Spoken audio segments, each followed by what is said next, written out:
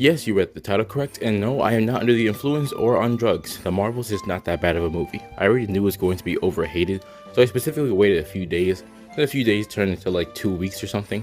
But no, the movie is not that bad, and I'm going to be going over why it is not that bad, personally by going over through the cons and then the pros.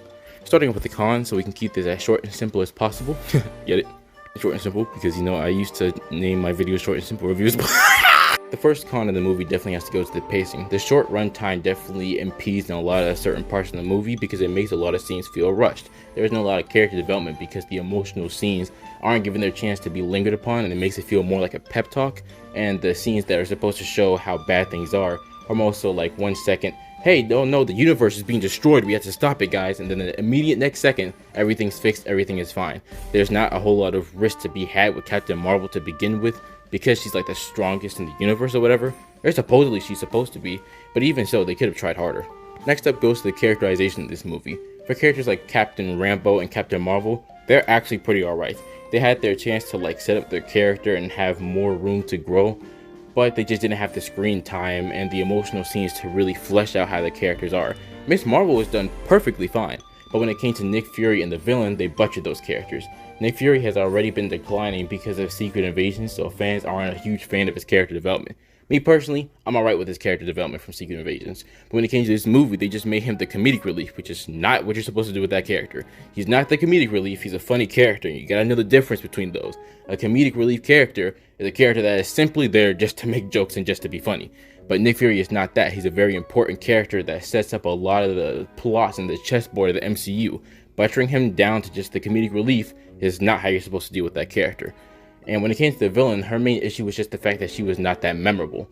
She didn't have a lot of good one-liners, she didn't have a lot of fights, she didn't have a lot of memorable abilities to use. She was just very generic and flat. And if that's what you want to do with your villain for a movie, that's cool, but it still doesn't make her a good one, unfortunately. You can make a villain simple but still good, but she unfortunately was neither of those. And for the last con, the singing and dancing part.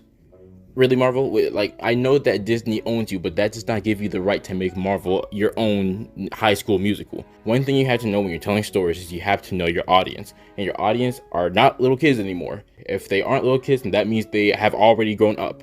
At this point, everybody's been asking for more R-rated stories. Everybody's been wanting more mature stories because a lot of people came from the comics where things were a lot more brutal, a lot more gory, a lot more mature. That's the storylines that everybody is looking for now.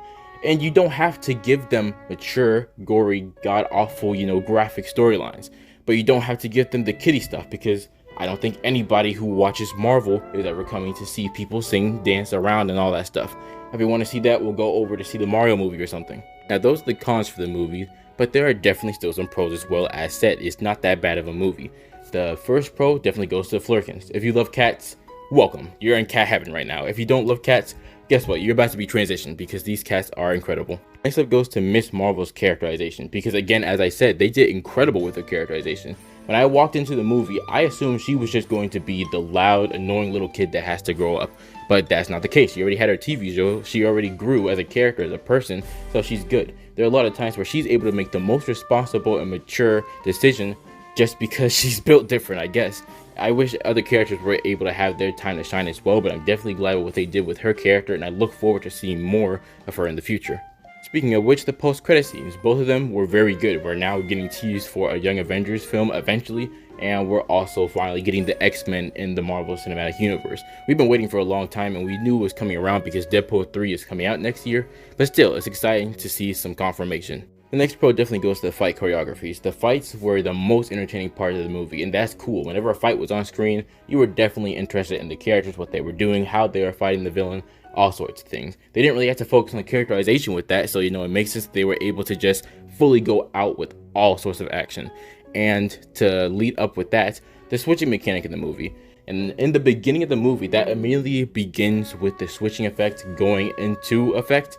So now the characters are having to randomly switch spots, and they're having to learn how to deal with those situations. It's very entertaining, and then later on when they learn to control that, it makes the fights all the more better and all the more incredible to watch. And lastly, I personally like the little heroic motive of the main theme for the movie. That is pretty subjective, but hey, you might as well give it a listen to. If you like it as well, then that means it's a bonus for you as well.